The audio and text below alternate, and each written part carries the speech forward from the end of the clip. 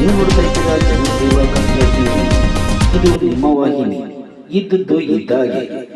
87ನೇ ಕನ್ನಡ ಸಾಹಿತ್ಯ ಸಮ್ಮೇಳನದ ಅಂಗವಾಗಿ ಡಿಸೆಂಬರ್ 6ರಿಂದ ಮಂಡ್ಯದ ಪ್ರತಿ ಮನೆಗಳ ಮೇಲೆ ಕನ್ನಡದ ಬಾವುಟ ಹಾರಾಟಕ್ಕೆ ಚಾಲನೆ.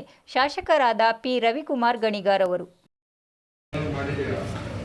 ಆಮೇಲೆ ನಿಮ್ಮ ಎಲ್ಲ ಕಮಿಟಿ ಮೀಟಿಂಗ್ ಮಾಡಿ ಆ ಕಮಿಟಿಗೆ ನಾಳೆ ನಗರಸಭೆ ಸಾಮಾನ್ಯ ಸಭೆಯಲ್ಲಿ ಇದನ್ನು ಒಂದು ಸಭೆಗೆ ಉತ್ತರ ಕೇಳಿದ್ದೀನಿ. ಅಲ್ಲೂ ಕೌನ್ಸಿಲರ್ಗಳನ್ನೆಲ್ಲ ಇನ್ವಾಲ್ವ್ ಮಾಡಿ ಪ್ರತಿ ಮನೆ ಮೇಲೆ ಬಾವುಟ ಹಾರಿಸೋದು. ಸಾಹಿತ್ಯ ಸಮ್ಮೇಳನ ಮಂಡ್ಯದಲ್ಲಿ ನಡೀತಾ ಇರೋದು ನಮ್ಮೆಲ್ಲರಿಗೂ ಭಾಳ ಸಂತೋಷದ ವಿಚಾರ. ಮಂಡ್ಯ ನಗರವನ್ನು ಕನ್ನಡ ಸಾಹಿತ್ಯ ಸಮ್ಮೇಳನಕ್ಕೆ ಸಜ್ಜುಗೊಳಿಸೋದು ನಮ್ಮೆಲ್ಲರ ಕರ್ತವ್ಯ. ಅದಕ್ಕಾಗಿ ಇವತ್ತು ನಮ್ಮ ನಗರ ಅಲಂಕಾರ ಸಮಿತಿ ಸಭೆ ಮಾಡಿದ್ದೀವಿ. ಈ ಸಭೆಯ ಎಲ್ಲ ಸದಸ್ಯರು ಕೂಡ ಅಧ್ಯಕ್ಷರು, ಉಪಾಧ್ಯಕ್ಷರು, ಸದಸ್ಯರು ಎಲ್ಲರೂ ಭಾಗವಹಿಸಿದರು. ಇದರಲ್ಲಿ ಇವತ್ತು ನಮ್ಮ ಮಾಜಿ ನಗರಸಭಾ ಸದಸ್ಯರಾದ ಮಾಲಿಂಗ್ ಅವರನ್ನು ಉಪಸಮಿತಿ ಬಾವುಟ ಮನೆ ಮೇಲೆ ಬಾವುಟ ಹಾರಿಸುವಂಥ ಉಪಸಮಿತಿ ಅಧ್ಯಕ್ಷರಾಗಿ ನೇಮಕ ಮಾಡಿದ್ವಿ.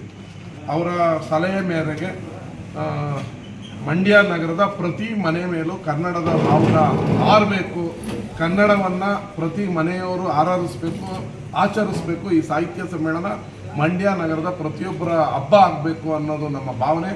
ಅದರಿಂದ 6ನೇ ತಾರೀಕು ಅಥವಾ 7ನೇ ತಾರೀಕು ಮಂಡ್ಯ ನಗರದ ಪ್ರತಿ ಮನೆ ಮೇಲೆ 20,000 ಮನೆಗಳ ಮೇಲೆ ಕನ್ನಡದ ಬಾವುಟವನ್ನು ಆಚರಿಸಲು ಚಾಲನೆ ಕೊಡ್ತಾಯಿದ್ದೀವಿ.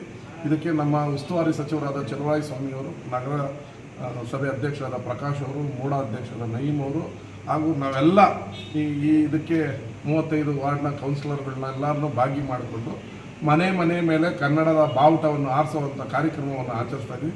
ಮಂಡ್ಯ ನಗರದ ಸಮಸ್ತ ಕನ್ನಡಿಗರು ತಮ್ಮ ಮನೆಗಳ ಮೇಲೆ ಕನ್ನಡದ ಬಾವುಟವನ್ನು ಆರಿಸಿ ಹಬ್ಬದ ರೀತಿ ಸಾಹಿತ್ಯ ಸಮ್ಮೇಳನವನ್ನು ಬರಮಾಡಿಕೊಳ್ಬೇಕು ಅಂತ ಕೇಳ್ಕೊತೀನಿ. ಪಕ್ಕದಲ್ಲಿ ಕಾಣುವ ಬೆಲ್ ಬಟನ್ ಮೇಲೆ ಕ್ಲಿಕ್ ಮಾಡಿ ಹಾಗೂ ಲೈಕ್ ಮಾಡಿ, ಶೇರ್ ಮಾಡಿ, ಕಮೆಂಟ್ ಮಾಡಿ.